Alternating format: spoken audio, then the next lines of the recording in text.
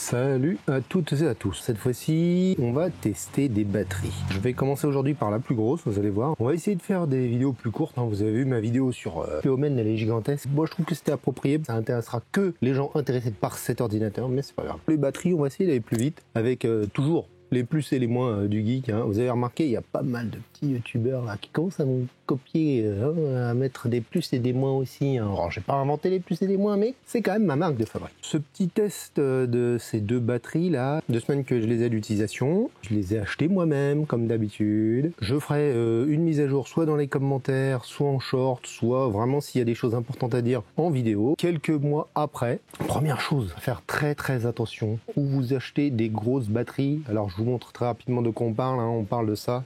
Voilà, je vous ferai le tour tout à l'heure. Si vous achetez des grosses batteries, par exemple sur AliExpress, que vous avez un souci avec la batterie, vous risquez de ne jamais pouvoir la renvoyer. Ça m'est arrivé avec une batterie plus petite, mais comme AliExpress ne propose pas d'avancer les frais de retour, pour une batterie comme ça, là, ça doit être des centaines d'euros. Je rigole pas. On y réfléchit à 2 fois avant de retourner le produit. Faites très attention. Commandez sur des sites très fiables. On va faire le petit tour de la batterie. Et alors, il y avait une housse, je l'ai jamais ouverte pour la protéger, qui était fournie avec une petite pochette aussi. Alors, dans la petite pochette, il y a des câbles qui sont pour brancher des panneaux photovoltaïques. C'est-à-dire que si je veux, je peux aller sur mon toit et brancher la batterie sur un panneau. Et donc ça se met sur le côté.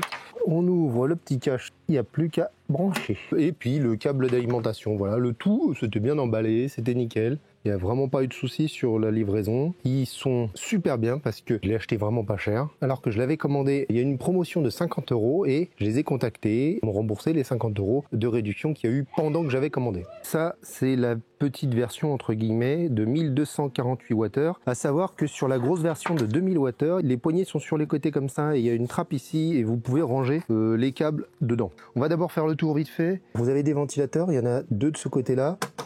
Il y a un cache, alors c'est bien ce cache parce que ça permet quand même, voilà, s'il peut un petit peu de protéger le 220 volts. Pour pouvoir utiliser les différentes sorties, il faut d'abord les activer. Bon là, la batterie est éteinte.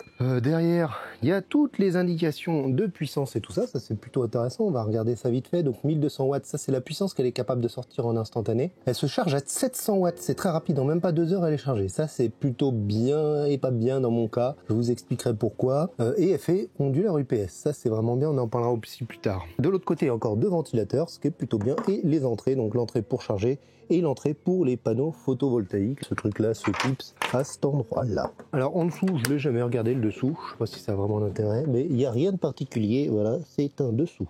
Ici, vous avez, ça c'est si jamais le plomb, si jamais vous dépassez la capacité, je pense que ça saute et il faut appuyer dessus pour remettre en route. Voilà, alors vous avez différentes sorties, une Power Delivery 100 watts, 3 Power Delivery 20 watts, ça suffit tout à fait pour les téléphones, la 100 watts est parfaite pour les ordinateurs. Sur la version 2000 watts, vous avez 2 PD de 100 watts, et puis après 2 sorties de 5 volts 2,4 ampères. Vous avez une petite lumière. Et après, vous avez les prises que bon, ça, moi perso, je m'en sers pas. Si, ça peut permettre de brancher un gonfleur voiture, par exemple. Pour l'allumer, il suffit d'appuyer un petit peu dessus et ça s'allume. Allez, pour vous, j'enlève ça. L'écran, alors il manque un peu de luminosité, savoir qu'on peut absolument rien régler sur ces trucs-là. On est dans l'entrée de gamme. Au niveau des informations, alors ça c'est plutôt bien, c'est pas le cas sur la petite. Vous avez l'information du temps restant. Là par exemple, si je veux charger mon ordinateur, il faut que je branche. Là il y a l'input et la output et vous avez le pourcentage de batterie et le temps d'utilisation que vous pouvez utiliser la batterie avec la puissance que vous utilisez. Je suis chargé à 100%. Là, vous avez l'indication comme quoi les USB sont activés. Si jamais je vais sur le côté et que j'appuie pour activer les prises, vous avez aussi l'indication que vous avez l'onduleur pour les prises. Voilà, vous voyez que mon PC s'est bien passé en mode charge. Je pense que pour l'usage d'un ordinateur, je pourrais brancher sur la prise 220. Bon là, je vais la désactiver parce qu'elle ne me sert à rien. Je pourrais brancher l'adaptateur secteur sur la prise 220 si par exemple je veux jouer et utiliser la pleine puissance de l'ordinateur. Mais pour un usage bureautique comme je suis en train de faire là, vaut mieux utiliser cette prise là, il y a moins de pertes parce que là on passe par un onduleur qui transforme en 220 volts. Le 220 volts est ensuite transformé par le transformateur du PC en 20 volts alors que là directement il va envoyer du 20 volts sans transformation, donc il y a moins de pertes. À l'usage, le fait de la laisser rien qu'allumée, elle consomme à vide, ça à prendre en compte. Là vous voyez que je suis à 60 watts en sortie et je pourrais rester 13 heures comme ça. En toute logique, 60 watts, je devrais pouvoir tenir 20 heures si je me trompe pas. 10 heures à 100 watts, ça fait 1000 watts. On est un petit peu éloigné de temps en temps de ce qui est annoncé, 1248 Wh. Là, on serait plutôt à 1000 Wh. Il faut prendre en compte les pertes, je pense. À savoir que par contre, quand je la recharge, ça correspond. Écoutez, on a fait le tour de la batterie et je vais vous commencer à vous exposer les plus et les moins. Avant d'attaquer les plus et moins, on va parler de prix parce que c'est quand même l'un des gros avantages de ces deux batteries que je vais vous présenter, c'est leur prix. Pour vous donner une idée, il faut compter en général chez EcoFlow, Blue Yeti, les grosses marques bien connues, 1000 € pour 1000 Wh. Donc là, une batterie de 1248, il faudrait compter à peu près entre 1000 et 1248 €. Là, celle-ci, je crois que je l'ai payée 500 €. Ça vous donne une idée, elle était à 550 et avec la réduction de 50 €, elle est passée à 500. La version 2000 Wh, qui en toute logique devrait être à peu près à 2000 €, s'est retrouvée à un moment à 850 €. Franchement, ça vaut extrêmement le coup. Alors elles sont simples, il n'y a pas de connexion Bluetooth ou de trucs dans le genre. C'est vraiment pas cher, donc on va lui excuser beaucoup plus de choses qu'une batterie qui va coûter le double. Et le fait qu'elle soit pas connectée, pour moi, c'est aussi un avantage. Là, je vois quasiment plus rien sur l'écran. Est-ce que c'est normal? Ah, il se met en veille l'écran un petit peu. On va faire les plus et les moins. Quand elle est arrivée, pour information, elle était à 25%, ce qui est bien. Il n'aurait pas fallu qu'elle soit en dessous. C'est un petit peu bas, mais c'est plutôt correct. Merde. Oh, ça fait du fun. Tant que je mouille pas, on continue. Le fait d'avoir le pourcentage, là par exemple, je sais qu'il reste 12 heures, 14 heures, ça varie vachement. Ça, c'est quand même vachement bien. Sur la toute petite que j'ai achetée, il n'y a pas cette indication-là. Un autre truc qui est vraiment très bien, c'est qu'elle fait UPS. Quand elle est branchée, si vous mettez un ordinateur fixe dessus, par exemple, qui n'a pas de batterie, le courant se coupe, la batterie prend le relais. Il y a pas l'ordinateur va continuer de fonctionner. Ce qui est absolument hyper pratique et pour ce prix-là, c'est vraiment génial. Vous pouvez vous servir de l'ordinateur pendant quelques heures, ce qui est déjà vachement bien parce qu'on onduleur en général, c'est quelques minutes pour éteindre l'ordinateur. Là, au moins, vous avez quelques heures. Un truc qui est plutôt pas mal, mine de rien, c'est sa taille et son poids. Elle est lourde, beaucoup plus lourde que la toute petite, mais elle est pas si lourde à transporter. Je pense que la version 2000 Wh, ça commence, voilà, vous la laissez en place et vous la déplacez pas toutes les 30 secondes. Là, ça commence à être très lourd. C'est un bon petit compromis en fonction de ce que vous voulez utiliser. Je disais tout à l'heure qu'elle était simple, donc dans le sens qu'elle n'était pas connectée et tout ça. Alors, ça peut être aussi un avantage parce que mine de rien, c'est de l'électronique en moins, c'est des soucis en moins, problème de logiciel en moins aussi, une autoconsommation forcément moindre. C'est sûr que si la batterie doit communiquer en Wi-Fi, en Bluetooth, sur ce que vous voulez, à un moment, ça va consommer. Donc, bon, c'est un avantage, mais un inconvénient, je sais pas, c'est à vous de voir. Par rapport à la petite batterie, elle est vraiment tout à fait adaptée à un usage de 120 volts. Elle va se mettre à souffler, mais la soufflerie est vraiment discrète, délicate. Elle se met pas, elle est pas bruyante vraiment. C'est pas l'ordinateur comme je vous ai montré l'autre jour. Franchement, ça fait pas trop de bruit. C'est plutôt cool, c'est tranquille, c'est pas gênant. Vous pouvez même l'utiliser en 220 dans une chambre. Vous pouvez la mettre dans une tente avec des trucs branchés en 220 dessus. Ça va souffler tout doucement. La petite, impossible, se met à souffler très fort. De ce côté-là, elle est vraiment top. Je suis très content. Et un truc qui est plutôt pas mal aussi, c'est quand on la branche pour charger, elle s'allume automatiquement, ce qui est plutôt bien parce que si, comme je l'allume des fois à distance pour la charger, s'il a fallu appuyer sur le bouton power on off à chaque fois avant, ça aurait été vachement embêtant. Donc là, vous branchez, elle se met en charge. J'ai remarqué que quand il n'y avait rien de branché dessus, s'il n'y a rien qui tire dessus, elle finit par se mettre en veille, ce qui est plutôt pas mal et c'est pas le cas de toutes les batteries si j'ai bien compris. Il y a un autre truc qui est bien aussi, c'est qu'il y a des caches sur les côtés, là, les petits caches pour protéger les prises. C'est pas le cas de toutes les batteries. La petite, par exemple, n'a pas de cache ni pour l'un ni pour l'autre. Donc ça, c'est un petit plus quand même. Un point positif que j'ai oublié, hyper important, c'est une batterie LFP. Donc durée de vie entre 3 et 6000 cycles en fonction des batteries LFP. Et si en plus vous faites attention à pas descendre en dessous des 20% et pas monter au-dessus des 80%, normalement elle doit durer vachement longtemps. Les moins, on va attaquer les moins. Alors l'écran qui se met, je sais pas comment on peut le réactiver une fois qu'il se met en veille. Vous voyez que là elle m'affiche 20 heures à 50 watts, donc ça fait 1000 watts, c'est à peu près ça, 1000 watts. Bon, on perd 200 watts quand même. Après voilà, vous voyez que ça varie beaucoup, 22, 21, c'est vrai que j'ai plus la sensation qu'il a fait 1000 que 1200. Après pour le prix, franchement on s'en fout un peu à l'usage, à moins que vous ayez calculé un usage bien particulier et une utilisation bien particulière. Globalement moi je m'en fiche un petit peu. C'est vrai que j'ai l'impression quand même qu'on peut tirer moins de 1248 Wh. Après, c'est logique aussi parce que, comme je vous disais, il y a des pertes de transformation, des pertes de ventilation. Une batterie 1248 ne fournit pas 1248. Ça, c'est logique aussi. Dans les 80-85% de pertes en général sur ce type de batterie. Les 1000 sont logiques par rapport aux 1200 annoncés. Alors l'écran, par moment, il est assez difficile à voir, surtout quand il se met en veille, là on voit quasiment plus rien dessus. Donc ça, c'est un petit peu embêtant.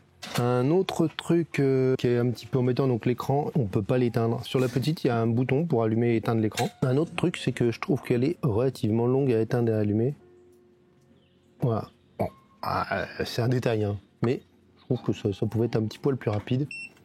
Voilà. Bon, puis moi, ça m'a jamais... c'est une question d'économie. Toutes les batteries sont comme ça. Le fait d'être obligé d'allumer ou d'éteindre les prises, ça, c'est assez chiant, je trouve. C'est quand même dommage que le fait de tirer dessus, ça allume pas automatiquement la prise. Ça, c'est pas le cas. Et je crois que c'est le cas sur Hawk. Par contre, on a quand même perdu 2% depuis tout à l'heure, hein, ce qui est déjà pas mal. Je trouve que ça chute assez vite, l'autonomie, là. Pourtant, c'est qu'un petit ordinateur qui est dessus. Bon. Un truc qui est dommage, il n'y a pas d'indication. C'est une indication de puissance globale. On n'a pas de détails, en fait, sur les différentes consommations. Bon, c'est pas bien grave. Dans les points négatifs, quand même, cette consommation à vide que je trouve assez importante, forcément plus importante que sur la toute petite, par exemple, c'est logique. Je sais pas pourquoi d'ailleurs, c'est logique. Et un autre truc qui est quand même vachement gênant, je trouve, là pour le coup, il n'y a aucun réglage possible. Et c'est valable aussi pour la toute petite. C'est de l'entrée de gamme, c'est logique. Mais c'est vrai que par exemple, j'aurais bien aimé pouvoir lui indiquer des temps de mise en veille ou des taux de charge-décharge, pas la charger à plus de 90% et pas descendre en dessous des 10%. Ça aurait été top pour la durée de vie de la batterie. Donc là, moi, c'est quelque chose que je vais gérer automatiquement moi-même avec Home Assistant. On refera une vidéo là-dessus. On va passer au plus et au moins, les trucs qui sont entre les deux. Un truc qui est vachement bien, vous l'aurez remarqué, on a le câble sur lequel j'ai mis une prise connectée pour pouvoir déclencher la charge à distance. Le chargeur est intégré à la machine. Alors c'est un avantage et un inconvénient parce que ça évite de se trimballer comme sur la petite chargeur externe, ce qui est plutôt bien. Mais le jour où vous voulez juste aller faire un petit pique-nique et que vous n'avez pas envie de vous trimballer le chargeur externe, vous n'avez pas le choix, il est intérieur. Mais au moins vous êtes sûr de ne pas le perdre et vous êtes sûr de ne pas l'oublier. Donc bon, quoi que vous pouvez aussi oublier le câble, mais ce genre de câble on en trouve assez souvent et assez facilement, il n'y a pas de souci. Vous de voir si ça vous gêne qu'ils soient intégrés ou pas. Dans les plus et les moins, il y a ces caches. Pourquoi je vous dis ça? Parce qu'il y a des moments, quand vous voulez brancher, en fin de compte, vous avez le cache et là, vous êtes debout, forcément, vous êtes comme ça en gros. Et pour trouver la prise, c'est pas évident. Il faut se baisser, se contorsionner. Alors c'est vrai que s'il n'y avait pas le cache, on trouverait plus facilement. Bon, voilà, c'est vraiment du détail.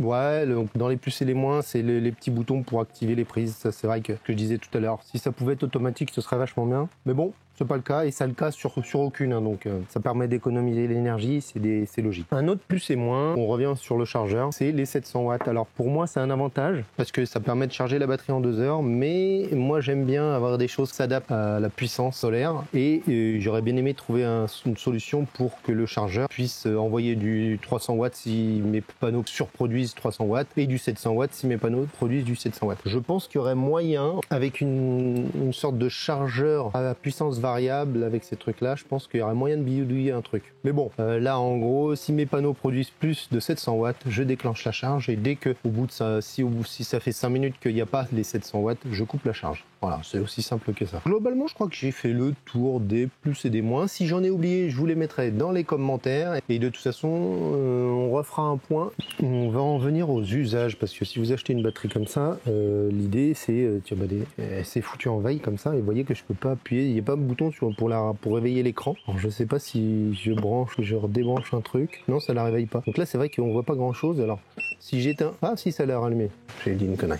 Elle est un petit peu grosse juste pour l'ordinateur portable. Petite version, la orange que je vais vous tester après dans une autre vidéo, sera plus appropriée juste à un usage comme ça. Celle-ci sera plus appropriée par exemple à sauvegarder un frigo. Vous mettez ça dans la cuisine, vous la branchez, vous faites un système de prise connecté en entrée. L'usage va être vachement important. Le frigo fonctionne une dizaine d'heures, ça fonctionne très très bien avec le frigo. Je pense qu'au final elle va sauvegarder box internet, NAS, le Raspberry qui permet de faire fonctionner Home Assistant. Voilà, toutes ces choses là vont être branchées sur cette batterie, ce qui fait que s'il y a une coupure de courant, tout ça continuera à fonctionner. Ma box domotique continuera à fonctionner. Mon internet continuera à fonctionner. Je pense que je vais l'utiliser pour ça. Et comme tous ces équipements quand même ont une consommation non négligeable, on va faire un petit peu joujou avec pour vous montrer comment ça fonctionne. Autre chose par contre, a priori comme elle est faite pour être un onduleur UPS, je pense qu'elle est faite également pour être branchée en perpétuel sur un équipement. Je pense que ça devrait pas jouer sur la durée de vie. Bon allez, on va faire jouer un petit peu avec cette batterie. Bon on va brancher un ventilateur dessus. On va juste débrancher l'ordinateur, hop, et mettre en fonctionnement. Donc évidemment ça fonctionne en mode ventilo simple, on est juste en ventilateur 15 watts, forcément ça fonctionne sans problème. Et dès qu'on va mettre le chauffage, normalement on devrait être dans les 1000 watts. Et vous voyez que elle bronche pas du tout. Par contre là on passe à 60 minutes, 1000 watts, 60 minutes, c'est tout à fait cohérent. Voilà, c'est ce que je vous disais tout à l'heure. Alors par contre si je passe au-dessus, qu'est-ce qui va se passer? Ouais, elle a pas aimé. Alors ça baisse la puissance, j'ai l'impression. Ah, c'est rigolo. Il y a une perte de watts, mais en fait, en gros, elle sort. Ça, c'est rigolo. Généralement, elle est censée être à 2000 watts, je crois. Et en gros, elle est bridée à 1200. Bah, c'est plutôt cool. Et du coup, le truc tourne doucement. Ah, bah, ça, c'est intéressant. Elle se coupe pas. Alors, par contre, la batterie, évidemment, dure pas longtemps, ce qui est tout à fait normal. Bah, écoutez, test concluant du ventilateur. On va mettre un sèche-cheveux dessus. Bon, quel est l'intérêt de mettre un sèche-cheveux sur un bordel comme ça? Pas grand chose. Alors, je sais même pas comment on l'utilise. Allez. Alors, je sais pas si on voit, 900 watts. Ah bah en fait, ça coupe pas, hein, ça bride à 1200. Là, j'ai mis le ventilateur et le... Franchement, bah, les ventilos tournent même pas. Et c'est même pas mis en route au niveau de ventilation. Bon, hop, aucun intérêt de continuer ça. Je vais vous le brancher sur le frigo et vous montrer comment elle charge. Et puis, bon, désolé, on voit un petit peu moins bien. Donc là, c'est ce que je vous disais tout à l'heure. Et pour essayer de brancher la prise, on est obligé de se pencher vachement comme ça.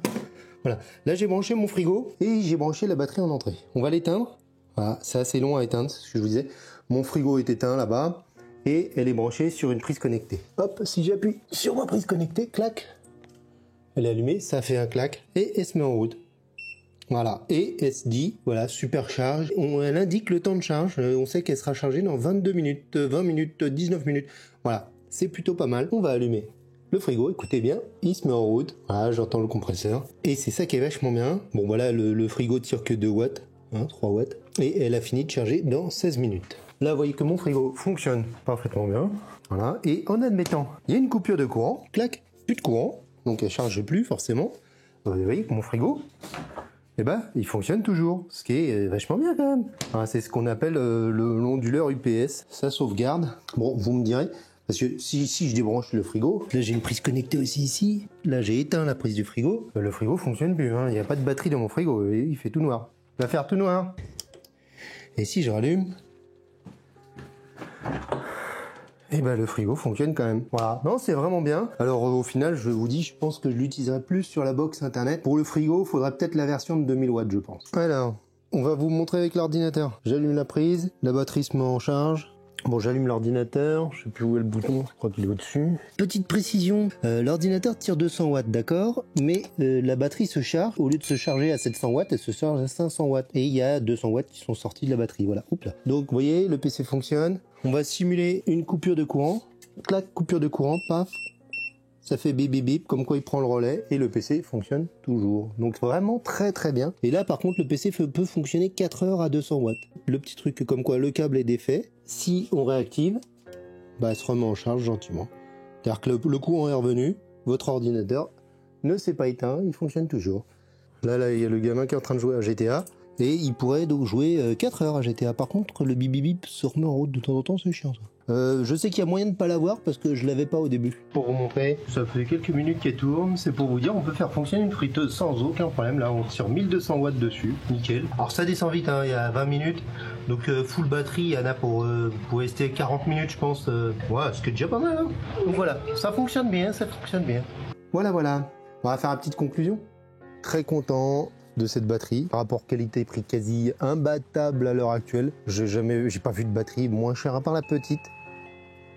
Ça vous avez entendu le ding dong, c'est un test qui va bientôt venir. On a 3 caméras de marque Reolink que je vais vous tester bientôt. Derrière il y a le test de la batterie Seria là qui va arriver, pareil, rapport qualité-prix phénoménal. Donc là pour revenir à notre batterie Aferi, le vendeur vraiment top parce que voilà, j'ai pas eu de soucis pour les contacter, ils m'ont fait la réduction qui est arrivée en cours de route. Elle va m'être très utile pour sauvegarder mon matériel informatique, box et tout ça. Par contre, quand vous achetez une batterie comme ça, réfléchissez bien à l'usage que vous voulez en faire. Si c'est pour faire fonctionner un PC pendant plusieurs heures, faut peut-être prendre la batterie de 2000. Pour la box internet, la batterie de 1400 peut convenir. Donc c'est à vous de faire vos calculs et de prendre la bonne dimension de batterie. Et aussi le bon poids par rapport au besoin de la déplacer ou pas de la déplacer. C'est ça qui va être important au final. Voilà, pour un petit ordinateur comme ça, la petite est totalement suffisant de 600 Wh.